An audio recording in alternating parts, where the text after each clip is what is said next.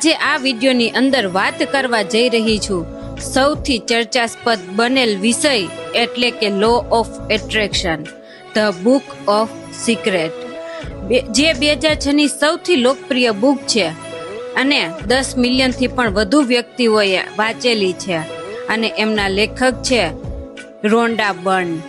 આ બુકની અંદર લેખક વાત કરે છે લો ઓફ એટ્રેક્શન, વિઝ્યુલાઇઝેશન અને મેનિફેસ્ટેશન વિશે. વળી તમને પ્રશ્ન થશે કે આ લો ઓફ એટ્રેક્શન એટલે શું? વળી તો લો ઓફ એટ્રેક્શન એટલે વિચારોની વાસ્તવિકતા સુધીની સફર. દુનિયામાં બનતી કોઈ પણ વાસ્તવિકતા સૌ પ્રથમ આપણા વિચારોમાં સ્વરૂપ લેતી હોય છે. એ ભલે પછી એરોપ્લેનનું સર્જન હોય કે અણુબોમ્બનું સંશોધન. વળી તમને બીજો પ્રશ્ન ઉદ્ભવશે કે આ લો ઓફ એટ્રેક્શન કઈ રીતે અને કોના માટે કામ કરતું હશે? તો ચાલો દર્શક મિત્રો, સૌ પ્રથમ આપણે સમજીએ કે આ નિયમ કઈ રીતે કામ કરતું હશે. આપણું મગજ એક સૌથી શક્તિશાળી ચુંબક છે જે હકારાત્મક અને નકારાત્મક બંને વસ્તુને સમાન રીતે આકર્ષે છે. એટલે કે બીજા શબ્દમાં કહું તો આપણું મગજ એ એક કલ્પવૃક્ષ છે, પણ એની એક વિશેષતા છે કે આપણા મગજને એ વસ્તુની જરા પણ જાણ નથી કે શું આપણા માટે સારું છે કે શું ખરાબ છે. એ તો માત્ર અને માત્ર આપણા વિચારોને જ અનુસરે છે. એટલે કે જાણે કે અજાણે ભૂતકાળમાં જે વિચારાયેલું એ જ આપણું વર્તમાન અને એ જ આપણું ભવિષ્ય.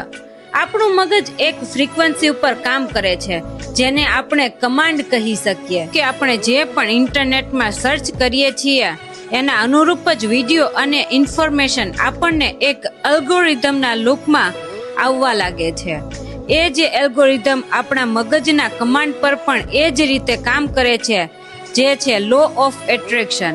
તો ચાલો દર્શક મિત્રો, તમને આ લો ઓફ એટ્રેક્શન તો હવે સમજાઈ ગયું હશે. તો ચાલો આપણે હવે જાણીશું કે આ લો કોના માટે કામ કરતું હશે. જો તમે માત્ર વિઝ્યુલાઇઝેશન કરશો તો આ લો કામ કરશે નહીં. આ લો વિઝ્યુલાઇઝેશનની સાથે તમારા ઇમોશન્સ જો તમે કાર્યરત કરશો તો ચોક્કસ કામ કરશે. એક ઉદાહરણ તરીકે કહું તો માત્ર વિચારવાથી નહીં પણ વિચારોની સાથે તમારા ગોલને મહેસૂસ પણ કરવું પડશે. જેમ કે કોઈ વ્યક્તિ બાળપણથી જ ઉદ્યોગપતિ બનવાનું સ્વપ્ન સેવે છે તો શું તે ઉદ્યોગપતિ બનશે જ? અને જો ઉદ્યોગને અનુરૂપ અભ્યાસ કરશે તો શું તે ઉદ્યોગપતિ બનશે? તો તમને આ વાત એક સરળ રીતે સમજાવું. જો કોઈ વ્યક્તિ બાળપણથી જ ઉદ્યોગપતિ બનવાનું સ્વપ્ન સેવે છે તો આ લોની મદદથી તે ચોક્કસ ઉદ્યોગપતિ બનશે. તમને થતું હશે એવું કેવી રીતે? કારણ કે તમારું લક્ષ્ય તમારા નેચર સાથે અલાઈન છે, એટલે કે તમે ચોક્કસ અને ચોક્કસ તેમાં સફળ થશો. પણ જો આ વાત કોઈ નોકરી કરતા વ્યક્તિ માટે અલાઈન નહીં થાય, એટલે કે આ લો ઓફ એટ્રેક્શન માત્ર તમારી લાયકાત અને તેના માટે કરેલા પરિશ્રમ અને તમારી રુચિને અનુરૂપ જ સફળતા અપાવશે. કે લો ઓફ એટ્રેક્શન ના માધ્યમથી સફળતા મેળવવાની સાચી રીત ખબર જ નથી. તો શું આ પદ્ધતિ અમારા માટે વ્યર્થ થઈ ગઈ? તો એનો જવાબ છે ના. કારણ કે એક ઉદાહરણ તરીકે કહું તો આપણે ઇલેક્ટ્રિસિટી વિશે માહિતગાર નથી, છતાં પણ આપણે ઇલેક્ટ્રિસિટીથી મળતા ફાયદાથી તો વાકેફ જ છીએ. એ પછી એસી હોય કે માઇક્રોવેવ. એટલે કે જાણે કે અજાણે આપણા જીવનમાં દરેક તબક્કે લો ઓફ એટ્રેક્શન જ કામ કરે છે.